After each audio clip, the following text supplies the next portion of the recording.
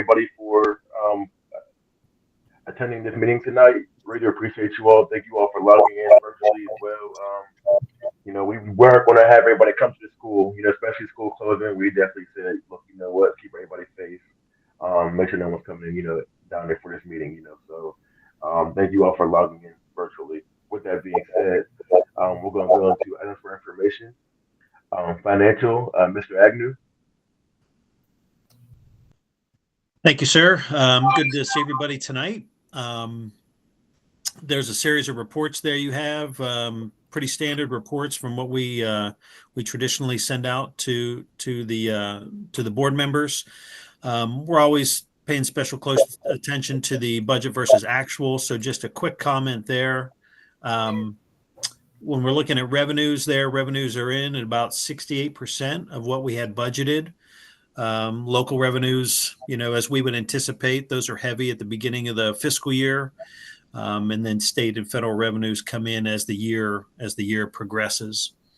And then looking at our expenses there, our expenses are about 40% of what we have budgeted. And we have turned the corner here on the halfway point of the fiscal year as we're into January.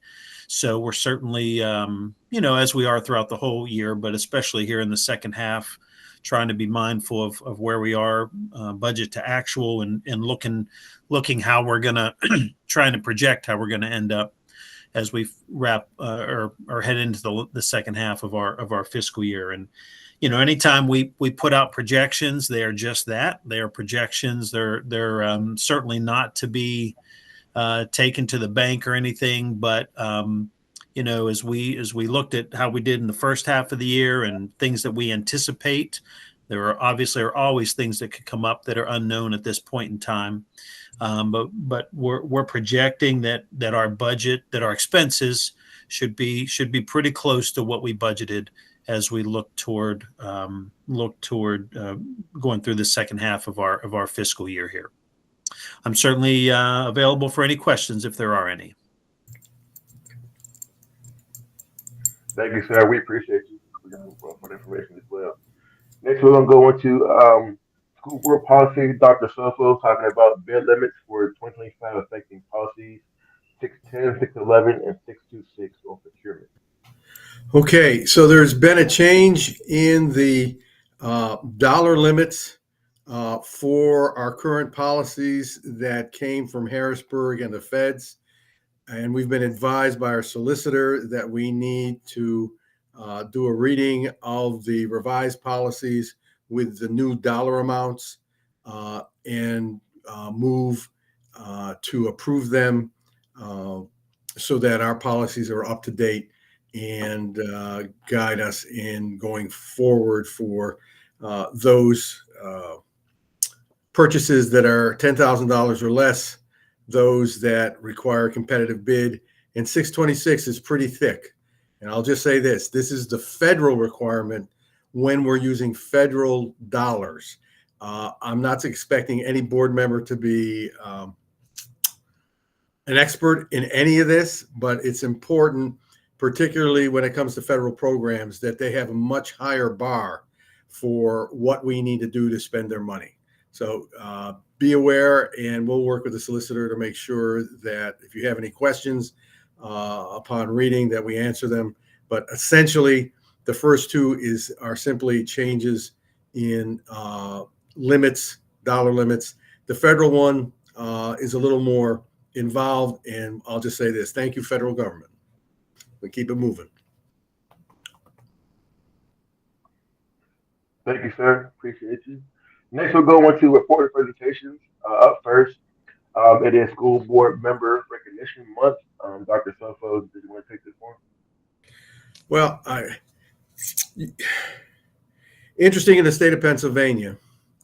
In most communities, school districts are one of the bigger businesses and have one of the top three responsibilities in a society. There's safety and security, there's health, and then there's education. And I just want to re-emphasize that the service of all of our board members who are volunteers, not making any big money, but spend their time and attention not only at board meetings, but you're available to the community. You're available to us as staff to help in guiding the district in its constant efforts to improve and provide a quality, caring, and safe educational environment for all of our students. And you're to be commended. And I wish the state would do more in some ways to support you in your work because I'll tell you one little story and I'll let you go. I worked, we had a company that helped at Freedom to supervise our buildings and ground staff. The man assigned to us was a former nuclear engineer. He helped run 3 Mile Island and nuclear submarines. And he told us after 6 months that as school districts in the state of Pennsylvania, we have more rules and regulations than they ever had to run a nuclear power plant. So for you as board members to take on that kind of responsibility, which ultimately deals with human life and growth, I just commend you. Thank you. And we're here to support you in that work. Thank you so much. Thank you, sir. Before I continue, can you all not hear me? I was told having a hard time hearing me. Is that what's going on right now with my headphones? I can hear you very clearly. You're sounding good. Okay, perfect. Thank you. I can hear Double you much checking. better. Perfect. Just double checking. On this topic, and Dr. Sofa, I know I should give it to you, and we talked about something as well. I just want to also recognize and say thank you to the team um, for helping me, helping motivate me, helping make sure that I'm on my toes no matter what, right? When we sit in the room, like you said, we all just sit down and we legit talk. We all talk as if, our true intentions, are on taking care of the community, the kids, the staff, you know what I mean, this whole district, right? We try to make sure that we're keeping things like this, at the forefront. This school board the members that we have here now, I'm really thankful for. I truly and genuinely am. I feel like we can pick up the phone and call anybody at all, and we can have a legit conversation, whether it's personal or business, right? You know what I mean? So, and that makes a big difference being on the school board, right? So again, thank you all very much for having the district, at the forefront, always being as active as we all are in the community, always, and like I said, helping me make sure that I'm doing what I should be doing as the president, and you all see me, as a leader for this team. So again, thank you all very much. I appreciate you all. So thank you. Up next, recommended new hire introductions. Is Mr. Nate Brown on right now? I am. Good evening. All right. How you doing? How you doing? How are you? I'm doing well. Yourself? I'm good. I know some of us know you already, but want to go ahead and want to introduce yourself one more time for those who don't know you and a little bit about yourself and why Sto-Rox again. Absolutely. So, my name is Nate Brown, Nathaniel Brown. I go by Nate. I'm a husband. I'm a father. I am a pastor. I'm a nonprofit executive guy. I'm a guy who's been around education and nonprofit sector for the last 20 years.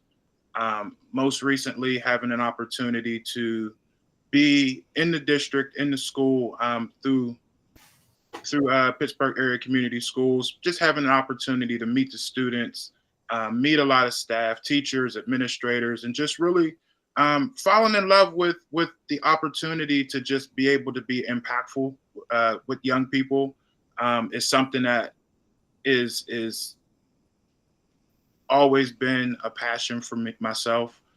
So being able to connect with those young people and really just see the transition and the processes that were happening at the school. When I heard this opportunity had come up, it was just something that I wanted to jump on because I know that when I'm in a place and I feel that closely connected, I know it's purposeful and I know there's impact that follows purpose. So why Sto-Rox? I saw I saw transition, and in that transition, I saw growth, and in that growth, I saw this newness, and I felt this newness that was happening, and I just want to be a part of that. I want to be a part of continuing the relationships that I built, and I want to be a part of continuing to be impact. So that's why Sto-Rox. Thank you. I appreciate that a lot. Does anybody have any questions for Mr. Nate? Welcome aboard. Yes, welcome Glad aboard. to have you. Thank you for staying here. Thank you. I appreciate it. Thank you for having me. Next, we're going to go into our non-consent agenda. Board meeting minutes, looking to waive and approve the reading of the December 5th minutes of the Sto-Rox School Board of Directors and waive and accept the reading of the November 8th, 2024 voting meeting minutes of the Parkway West Career Technology Center Board of Directors. Before we go further, Director Myers, were you able to attend the last meeting if there was one? And if so, how was it? No, I'm sorry. I didn't attend. I am actually just getting over the flu. So I didn't want to be present, Sorry. and they didn't have a virtual option for the meeting. Okay. Sorry about that. Uh, I hope you feel better. And thank you very much. Next, we'll move on to financial management. I'll pass it over to Mr. Agnew one more time. Thank you, Mr. Culliver. So there are two lists of bills there for you to review and approve. I'm certainly, if there's any questions on any of those, the general fund list, big ticket items are ones that are normally are big ticket items, tuition, employee benefits, and transportation. Those are on a monthly basis our largest disbursements from a dollar standpoint. There's also a couple of motions or resolutions under this section of the agenda. One is the Act 1, or is in compliance with Act 1, where we, or where you folks as board members, vote to not increase the real estate tax millage over the index. That should be a motion that I would think would be somewhat familiar with you folks. It's an annual one that is normally in January here. The second one has to do with the Ready to Learn block grant, where there's a provision there that we can get a supplement that actually helps reduce the increase in taxes by $76,000. So that's the second resolution there. And then the final one has to do with having Ms. Hoover as our chief of staff as the administrator on the sam.gov account, which is an account related to federal programs and vendors that we use to spend federal dollars on. So any questions on any of those things that I can answer? I have a question. I know I spoke to Dr. Sofa about this last week, but when we're talking, I wonder if anyone on the phone knows anything about this. A lot of people were here kind of new. I thought we increased the taxes kind of so much last year that we didn't have to do it for the following year to come. Is that accurate? I know for the first 2 years of the recovery plan, we said we're going to, increase the millage and everything. But for this third year, we did it so much before we didn't have to do it again this year. Am I wrong in saying that? You know anything about that? I don't think you were here, but you didn't think anything about that at all? Well, keep in mind, we're not necessarily saying with this specific resolution that we are going to increase taxes. This just gives us, it's just saying that if we do, we're not going to go above the index. Whereas if we as a district decided, hey, we do want, the index is 6.3% of our millage rate. So if we said, hey, we want to increase it 10%, there would be a different course of action that we would need to take with PDE to do that. So this resolution simply says, whether we do or do not increase it, at the absolute most, we would go up to the index, which would be a 6.3% increase. Director Yes, okay. Culliver, I'm happy to chime in a little bit on that as well. Would Yes, that be ma'am, okay? Please, yes, ma'am. Yeah, so you are bound by the financial recovery plan that you are to raise the taxes annually up to at least the index level. That's on page 57. We'll talk a little bit about that later after the meeting in the exec session. But also with that, there is an opportunity for the recovery officer to recommend something different. And I believe Dr. O'Toole did that last year. He felt that that was appropriate. At this point in time, just being completely transparent, there are a lot of unknown things in the present budget as we plan move forward. So we just want to make sure that at this point in time that the provision is in place and that everybody understands that that is a realistic option. If new information is revealed, we learn more about the financial health of the district, and it looks like we might not need to go to the index, I would certainly intervene and make that recommendation, but we are absolutely not there at this point. Yes, ma'am. Thank you. I appreciate that. Thank you. And then for number four, again, I know I spoke to Dr. Sofa about this, but nothing negative. But is there a reason why it's Miss Hoover and not the business office? Like why is it Miss Hoover and not JMA? It can be JMA. I think Dr. Sofo may want to comment on that. In trying to develop a longer term internal history and understanding of what we're doing and how we're doing it, it was my recommendation that this authorized administrator be somebody on the district staff. I'm a little concerned just conceptually having a contractor be our authorized administrator. Obviously, the business office is going to be involved if we're dealing with accounts and money. But as far as who is in charge of getting people onto the federal websites and grant funding sources, I think it needs to be somebody in the district. So we, one, have institutional memory. I'm not so sure if this stays with Ms. Hoover long term, but I do feel more comfortable that it's one of our direct employees. And again, nothing negative, obviously, Miss Hoover, it's all love. But I'm just asking because, like, if we're paying JMA to do this, and tell me if I'm wrong or we're not, if we're paying them to do this, why aren't they doing it? Basically, my question. Well, and let me chime in there just a second. This is just setting her up as the administrator. We will still be doing the operational function of the website. So the website is set up to, first of all, being we're the recipient of federal dollars, we're required to register, which we handled that, the renewal of that registration for 2025. Additionally, if we spend federal dollars with a vendor over 25,000, we're required to check the sam.gov website to ensure that that vendor has not been suspended or debarred. And so those are functions that JMA will still carry out.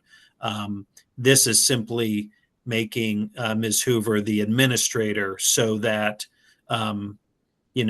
at any point down the road, if there were to be a change in the business office, she would have the ability to set up new people on the website or take people off or whatever that would be. Makes sense. That makes sense. I appreciate you all for explaining that. Thank you. Next, on the operations, approve the following ABC employees for this school year. Any questions about any of those personnel? Accept the following donors choose projects awarded for Janae Spears, Samantha Borgoni, I'm sorry, Chelsea Cruel, Brianna Fisher, Jennifer Corbell, Ashley Dickinson, Julie Wood, and Alexis Getty. Once again, thank you very much to all the staff for putting in the work on these projects, bringing in things that we need as a district that you might need in your classroom. Thank you for the collaboration between all the staff. It's very clear that you all are communicating and talking to each other, when putting these projects in. So thank you all very much for being proactive, honestly, and not reactive. So thank you very much.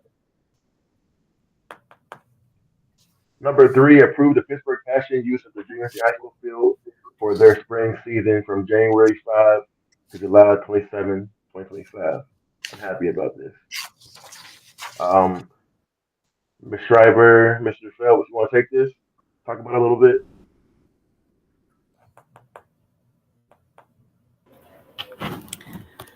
I can take it as a team member of the Pittsburgh Passion. So last school year, myself and Lauren Ferragonio, we are both team members of the Pittsburgh Passion. In coordination with our CEO, we needed a practice field for our team.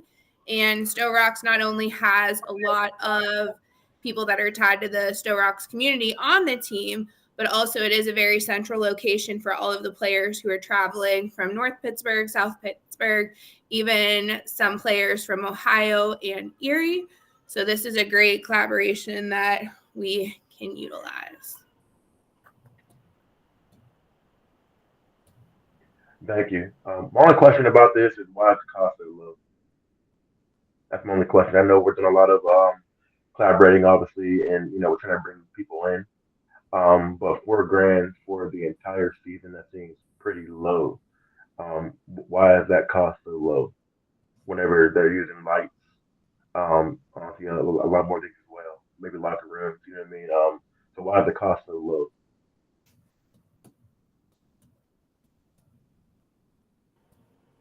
I am not sure of the actual reason behind the cost. I know that was the contract that was drafted last school year, and we took last school year's contract and provided it with Sandy in the business office, and she drafted the new contract and sent it to our CEO. So I personally wasn't a part of the pricing side of it.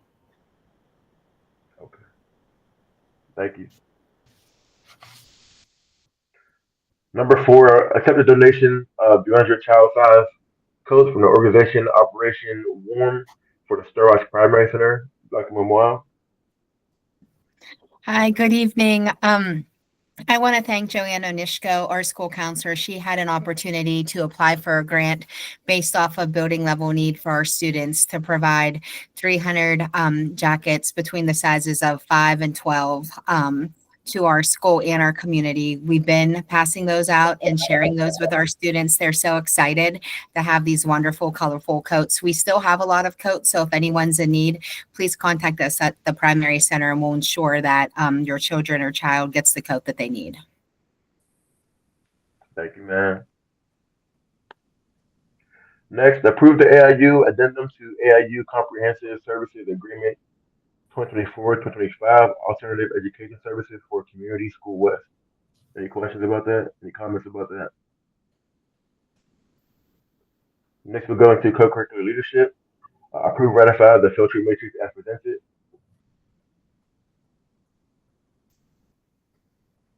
Number 2, approve SAD leadership event on January 29th, 2025 from 5 p.m. to 8 p.m. in the Junior High School auditorium and cafeteria.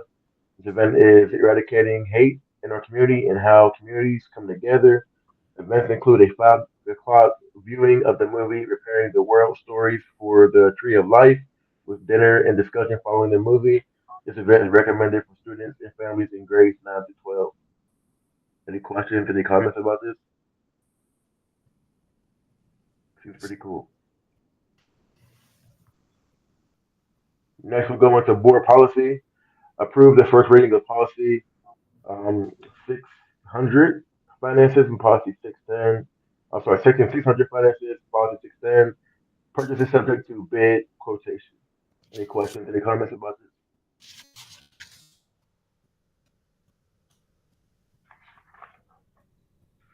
Now we'll move on to educational leadership. Approve and ratify the following. Approve and ratify the professional development matrix as presented.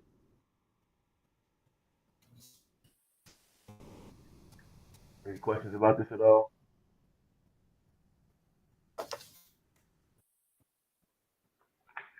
All right, so with that being said, before we go into our next section, personnel, there's been a lot. I've been hearing a lot of great things going on within the district, whether it comes to grades, whether it comes to kids being excited about grades.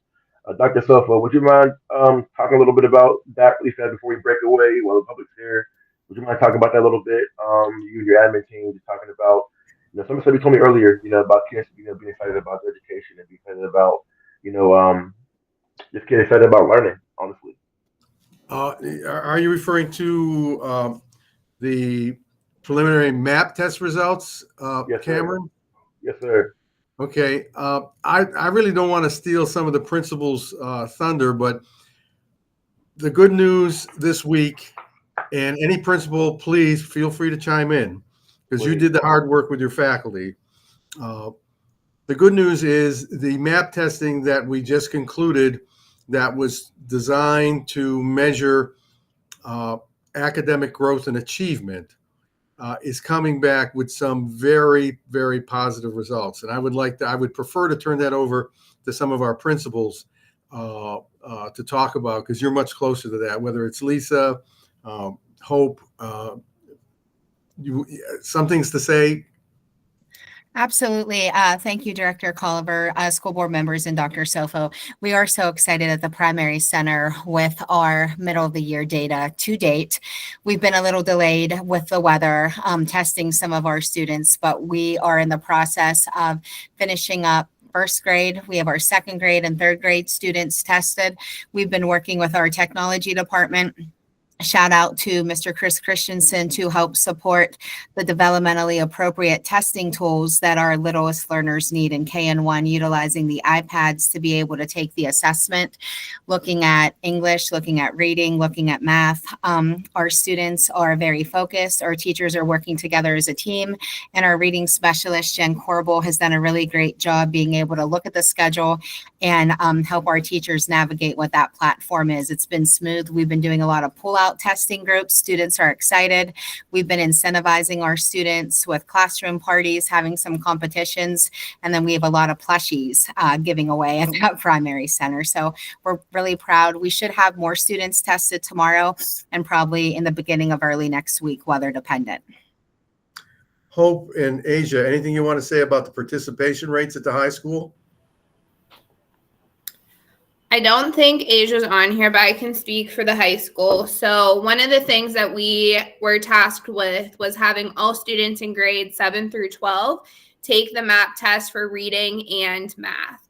Our upper level students, like our 10th, 11th, and 12th graders, really struggle with finding the reason behind taking this test because they are usually our students who are done with PSSA and Keystone testing. So just like the primary center, we did initiate some incentives for those students as well. We incorporated it with our PBIS raise ticket system. So we set 3 goals for each day of testing for students to achieve. They had to arrive on time to their test session. They had to be focused and create a positive testing environment. And then they had to complete the test. And one of the nice features with the MAP test is it allows the teacher or the proctor of the test to see if a student is rushing. So if a student is just clicking on multiple questions, a sloth will pop up on their screen to show the student like, hey, you need to slow down. But it also pauses their test for them. So then the teacher has to unpause their test so they can begin again. And it's a great opportunity for the teacher or the proctor to go over and have that conversation with the student to help get them back on track. And so with this, we saw a lot of positive results. One of the things that we did this go around with the MAP testing was we tested building wide all on the same day, all at the same time. So basically we shut our building down from periods 1 through 4 so that all students across all grade levels 7 through 12 were testing at the same time to create that testing atmosphere throughout the building. Mike, is there some things you want to say? Yes, there is. I wanted to let the board and the public know what a fantastic job that Mrs. Davis and Ms. Schreiber did in organizing and implementing MAPS testing this year compared to last year's testing, where we didn't get even 40% of our students tested. This year, around 90%. That's really attributable to their skills of organizing, motivating, and supporting this testing. I wanted to make sure that everybody knows that our principals did an outstanding job. And I am going to recommend, and I don't mean this to be a surprise to our principals. I know we have a little more testing to do and finalizing the data, but the kinds of improvements that we're seeing, uh, preliminary 41 to 50 some percent of our students are showing growth. Uh, some students are improving by 76 points. I would like to recommend to our principals, and we can talk about it at our next staff meeting, that I think the kinds of results that we're seeing and what we can attribute it to, I think is worthy of a board briefing or at least a presentation at an appropriate board meeting, maybe in February. We can talk about that, but this is good news. This is very good news. We're moving in the right direction. We're focusing on instruction and student growth. In a district like ours, it's about growth first. If we can help students grow, their achievement will come. And the fact that we've got people as teenagers as well as young first, second, third graders excited about learning how well they're doing and learning in the process of learning, that is a key foundation to a quality school and district culture. So we're on the right path.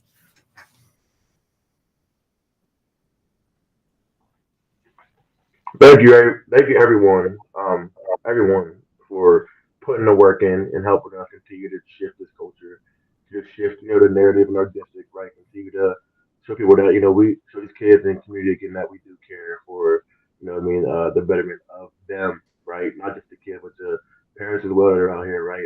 We have like a lot of positive things out here for the community, right? A lot of positive, you know what I mean? So thank you very much again for all the hard work, dedication that you all are taking on, especially, through a bunch of trials, a bunch of tribulations, right?